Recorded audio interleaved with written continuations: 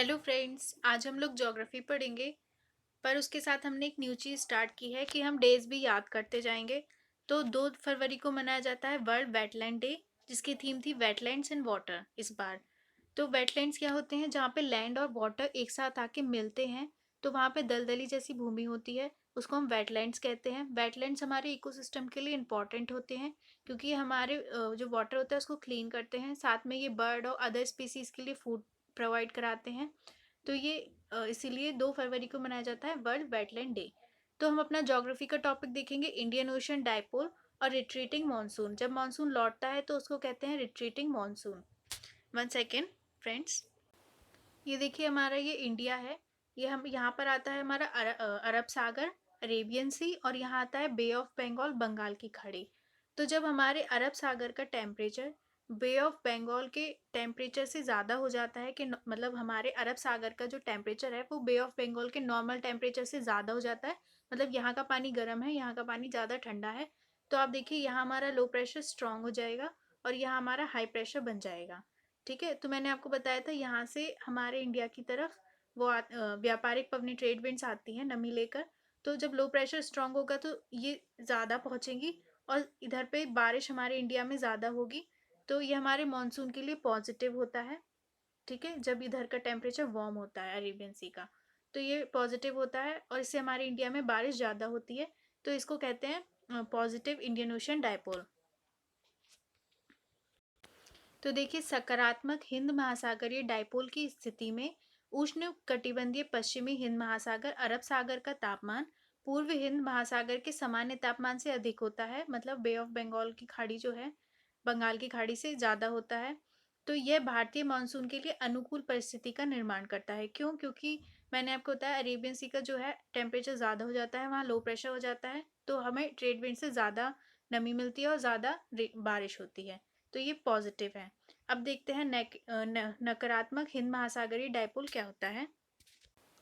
तो देखिए ये हमारा इंडिया है, यह मैंने बताया अरेबियन सी आता है, यहाँ पे बे ऑफ बंगाल है। तो जब हमारे अरेबियन सी का जो टेम्परेचर है वो बे ऑफ बंगाल के नॉर्मल टेम्परेचर से ठंडा हो जाता है, कूल हो जाता है, यहाँ का वाटर वार्म गर्म है, यहाँ का कूल है। तो देखिए यहाँ पर हमारा हाई प्रेशर बन जाएगा और इस तरफ हमारा लो प्रेशर ज़्यादा होगा। तो क्या होगा कि जो विंड्स हैं वो इस तरफ चली जाएंगी। तो इस ये जो इधर का क्षेत्र होगा यहाँ पे बारिश ज़्यादा होगी, पर हमारे इंडिया को कम मानसून मिलेगा। तो इस ये हमारे मानसून के लिए नेगेटिव होता है जब इस तरफ का वाटर वार्म होता है।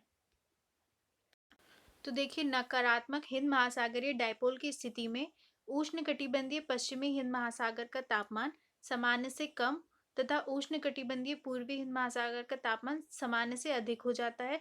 ये भारतीय मानसून के लिए प्रतिकूल स्थिति का निर्माण करता है। तो इसको हम भारतीय अल्नीनो भी कहते हैं। अब देखते हैं मानसून निर्वर्तन क्या होता है। देखिए, अक्टूबर नवंबर में मानसून पीछे की तरफ हटने लगता है, जिसको हम मानसून निर्वर्तन मतलब मानसून का लौटना कहते हैं।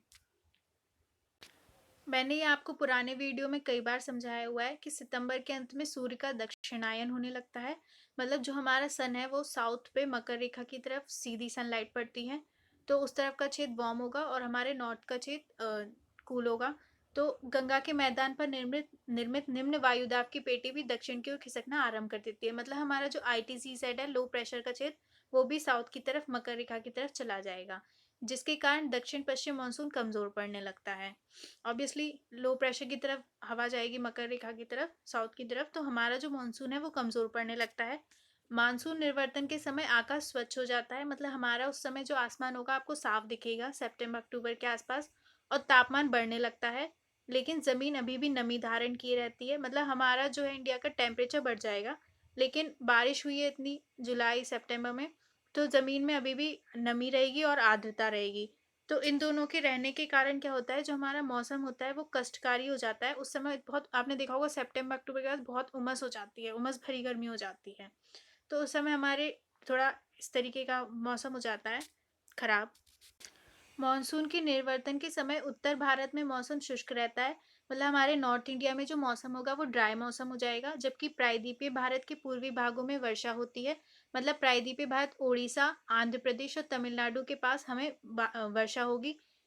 जो अंडमान समुद्र में उत्पन्न चक्रवाती अवदाबों एवं उष्णकटिबंधीय चक्रवातों के कारण होती है, मतलब साइक्लोन के कारण जो पूर्वी भारत, प्रायद्वीपीय भारत का जो पूर्वी भाग है, मैंने आपको बताया ओडिशा, आंध्र प्रदेश, इस तरफ साइक्लोन आते हैं। तो ये मैंने आपको आपको अगर ज्योग्राफी के बेसिक समझने हैं तो आप एनसीईआरटी जो मैं पढ़ा रही हूँ उसको ज़रूर देखिए। और ये हमारे टॉपिक लंबे हो रहे हैं क्योंकि मैं आपको सारे जो भी सिद्धांत है और सब चीज़ें मैं आपको बहुत अच्छे से समझा रही हूँ, सारे टॉपिक। तो अब देखिए, ये क्वेश्चन आईएएस प्री 2017 में आया हुआ था। निम्नलिखित कथनों में से कौन सा सही है?